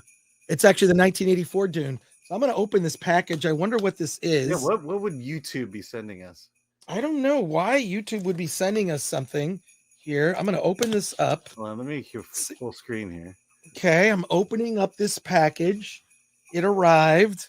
Here we go. Turns out this is not a very practical knife. Oh my God. It's a very good prop replica. The audience is watching with bated breath. Are they really? Because they have no idea what could possibly be in a box from YouTube. What could this be? What could this be? Oh, wow. Okay, I'm opening it up. It's here. It's got some foam here. Whoa, there's it's a cease and desist letter from YouTube. There we go. There we go. It's got a letter from YouTube. And look at this. Here it is. Wow, it's heavy. There you go. Hey, that's the 100,000 subscribers plaque. Look at that. 100,000 subscribers, YouTube. There we go. I'm going to proudly display this. I can't wait. We did it. Huh? We did it. We finally made it. We did it. We finally made it. Validation. Validation. I hear there is a way to get a second one. So Alan and I can both have one. My wife sent me instructions on that too. Oh, she did? Yeah. Oh, well, send it to me. I'll take care of it. All right. But yeah, there is a way to get a second one, so we can get a second one because I think believe that the process is that one broke. Oh, right. Yeah. But hey, you know what, Alan? Something is wrong with my computer, and I can't nothing works on StreamYard. In fact, my entire Chrome, nothing works. Oh, no kidding. There you go. And I can't look at you're in control, basically. Okay. All right. But there we go. The Chris and Alan. I was trying to do the gift exchange. Put the banner on that says gift exchange. Yeah. Okay. Banner. So here, I got to show you what I got you because you've been asking it for so long. Right. Yeah. Well, can you put gift exchange on the banner? Oh, sorry. I was doing something else. This is for Miss P Coffee. What is going on? Okay. Yeah, something's wrong with my computer. It's frozen. I can't click on anything. There we go. Oh, did you just Chris and Alan? I didn't do that. It's the Chris. Oh, Miss P Coffee did it. Yeah. Okay. All right. So you've been asking for it, and what's my gift, Alan? Here it is. Delight in its beauty. All right. Because I worked very hard on this. But look, it's my link tree. Wait. That is, oh my God. Okay, now this is awesome. Yeah, look at that. Oh, okay. You got this really pretty background. I love my gift. I think this is awesome. It's what I want for Christmas. It's all my, first of all, can I just say though, this is the ugliest link tree I've ever seen. I mean, it's a tree for Christmas, which I think is cool, but wow. Yeah, look at that.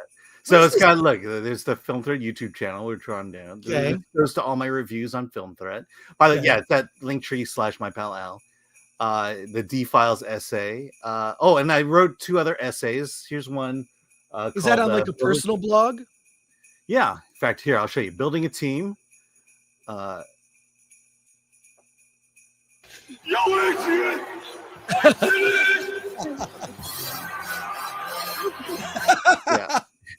And look, there's an important one here. Keys. This is really important. It's the key to indie success. So if you're a indie filmmaker, Here's the key to indie success.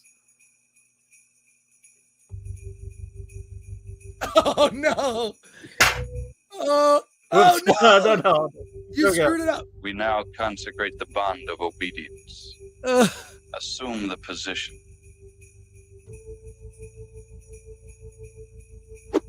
Thank you, sir. May I have another?